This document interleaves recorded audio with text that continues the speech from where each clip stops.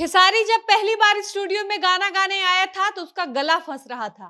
वो गाना नहीं गा पा रहा था और जब वो पहली बार स्टूडियो में आकर गाना गाने का कोशिश किया और गला फंसने की वजह से वो नहीं गा पाया तो खेसारी का मनोबल टूट गया। वो बहुत निराश होकर मुझसे कहा कि भैया मुझसे नहीं हो पाएगा, मैं नहीं गा पाऊंगा। मैंने खेसारी को दोबारा हिम्मत दिया और कहा कि ऐसा नहीं है, तुम कर लोगे, एक बार कोशिश करके देखो। शुरू शुरू में सबके साथ ऐसा होता है, बड़े बड़े लोग स्टूडियो में आकर वापस चले जाते हैं, इसलिए तुम हिम्मत मत हारो। जब मैंने उसको हिम्मत दिया तो खेसारी का मनोबल थोड़ा बढ़ा और उसके बाद खेसारी ने दोबारा कोशिश किया। खेसारी दोबारा कोशिश करने के लिए तैयार हो गए। इतना ही नहीं, हम घी ढबकाकर उसमें प्याज जलाकर खेसारी को पिलाएं ताकि खेसारी का गला ना फंसे और गला सही हो जाए और हम लोग गाना रिकॉर्ड कर सके, क्योंकि खेसारी गाना नहीं गा पा रहा था।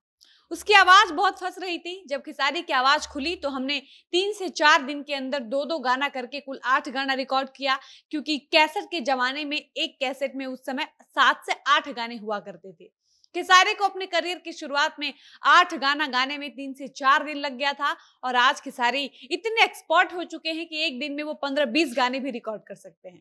खैर, खेसारी के करियर की शुरुआत के दिनों की ये कहानी सुनाया है महेश परदेसी ने, जो कि भोजपुरी की शानदार राइटर हैं, जिन्होंने खेसारी को क्या से क्या बना दिया। महेश परदेसी ने खेसारी के शुरुआती दिनों में खेसारी का खूब साथ दिया है। खेसारी को महेश परदेसी अपने साथ रखते थे, खेसारी के लिए जमकर गाना लिखे हैं और महेश परदेसी के ही गाने गा गा कर खेसारी हिट भी हुए हैं। और ये बात भी खुद राइटर महेश परदेसी ने अपने एक इंटरव्यू में बताया है। तो चलिए हम भी आपको आज की वीडियो में खेसारी के जीवन से जुड़े कुछ किस्से बताते हैं, लेकिन उससे पहले नमस्कार, मेरा नाम है डॉली पांडे, मेरे साथ कैमरामैन विशाल और आप देख रहे हैं जनता जंक्शन। महेश परदेसी अपने एक इंटरव्यू में बता रहे हैं कि मैंने खेसारी लाल यादव को मोटिवेट किया तो खेसारी दोबारा गाना गाने के लिए तैयार हो गए। गाना भी गाए, गाना रिकॉर्ड हुआ, कैसेट बना, हम लोग घूम घूम कर कैसेट बांटे भी, लेकिन हमारे गाने को वो रिस्पांस नहीं मिला जो मिलना चाहिए था। यानी हमारा पहला कैसेट फ्लॉप हो गया। उसके बाद हम लोग दोबारा कैसेट बनाए और उस वक्त स्मिता सिंह का एक गाना खूब जबरदस्त हिट हुआ था, वायरल चल रहा था, जिसका नाम था गर्दा उड़ा दे बिहार में। और इस गाने की धुन पर मैंने खेसारी के लिए भी एक नया गाना तैयार किया, जिसका नाम था असो लगन में शादी रचाला। महेश परदेसी बताते हैं कि हमने खेसारी के लिए जो दूसरा कैसेट बनवाया था, उस कैसेट को लेकर हम लोग बाइक से इधर उधर खूब घूम घूम कर वो कैसेट बांटते थे, अपने जिला में घूमते थे ताकि हमारा कोई कैसेट ले ले, लेकिन तब भी मार्केट में अच्छा रिस्पॉन्स नहीं मिल पाता था। उसके बाद अचानक से 4 महीने बाद खेसारी का 2 गाना मार्केट में बजना शुरू हुआ, जिसमें से एक गाना था असो लगन में शादी रचाला और दूसरा गाना था तोहरा नीचे बा कैसन। और ये दोनों गाने ऐसे गाने थे जो उस वक्त ऑर्केस्ट्रा में हर जगह खूब बजते थे और इन्हीं गानों से खेसारी को पहचान मिली। महेश परदेसी बताते हैं कि जब खेसारी के गानों को लोग पसंद करने लगे तो हम लोग धीरे धीरे करके बड़ी बड़ी म्यूजिक कंपनियों के पास जाने लगे ताकि और अच्छे अच्छे गाने हम लोग ला सके। इसी क्रम में हम खेसारी को लेकर वेब म्यूजिक कंपनी के मालिक के पास भी गए थे, लेकिन वहां से कुछ खास रिस्पांस नहीं मिला और यही कारण था कि बहुत लंबे समय तक खेसारी वेब कंपनी से नाराज रहते थे। उसके बाद खेसारी और महेश परदेसी एंगल म्यूजिक से जुड़े। उस वक्त एंगल म्यूजिक से पवन सिंह के गाने खूब आते थे और उसी वक्त से खेसारी के गाने भी एंगल म्यूजिक से आने शुरू हुए। मतलब एंगल म्यूजिक से खेसारी को जोड़ने वाले पहले शख्स महेश परदेसी हैं। इसके बाद राइटर महेश परदेसी से पूछा जाता है कि आप खेसारी लाल यादव से पहली बार कब मिले, तो उन्होंने बताया कि ये कहानी बड़ी लंबी है। जब हम खेसारी से मिले थे, वो कहते हैं कि हम 2003 में खेसारी से मिले थे, जब खेसारी गांव में रहते थे और उनके पिताजी ओखला में।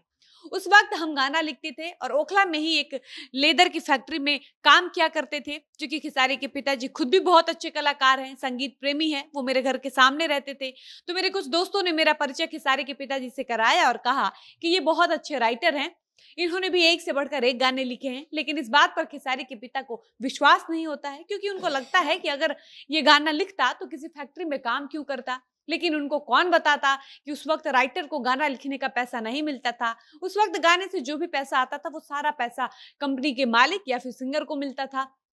उसके बाद मैंने खेसारी के पिताजी को अपना कार्ड दिखाया, अपने बारे में बताया। उसके बाद वो मुझे पहचान गए और बोले कि अच्छा तू ही महेश परदेसी हुआ। उसके बाद उन्होंने मुझसे खेसारी के बारे में बताया कि मेरा भी एक लड़का है, उसको गाना गाने में रुचि है, थोड़ा सा उस पर भी ध्यान दीजिएगा। महेश बताते हैं कि खेसारी के पिता की बात सुनकर मैंने खेसारी से मिलने की इच्छा जताई। खेसारी को बुलाया गया और मैंने खिसारी से मिला ये चेक करने के लिए कि खिसारी कैसा गाते हैं। मैंने तुरंत एक प्रोग्राम रखा और दोगुल्ला रचा, जिसमें खिसारी का साथ देने के लिए मैंने अपने एक चेले पंकज सिंह को बिठाया था और दोनों को गाना गाने को कहा। महेश परदेसी ने बताया कि खिसारी ने उस दिन इतना शानदार दोगुल्ला गाया था कि मैं उसी दिन से खिसारी के गायकी का कायल हो गया था। हालांकि खिसारी की आवाज में दम नहीं था, उनकी स्वर काफी अच्छी नहीं थी, उनका गला खुला हुआ नहीं था, लेकिन खिसारी ने इतनी शानदार तरीके से एंटरटेन किया था कि मजा आ गया था। और उसी दिन मैं समझ गया था कि इस लड़के के अंदर टैलेंट है, बस उसको बाहर निकालने की जरूरत है। उसके बाद से ही मैं खिसारी को अपने साथ रखने लगा और पहली बार खिसारी को स्टूडियो में गाना गवाया। बाकी आपको खिसारी के जीवन से जुड़ी ये नई कहानी कैसी लगी, अपनी राय कमेंट बॉक्स में जरूर बताइएगा। फिलहाल वीडियो को समाप्त करते हैं, मिलते हैं नई वीडियो में। धन्यवाद।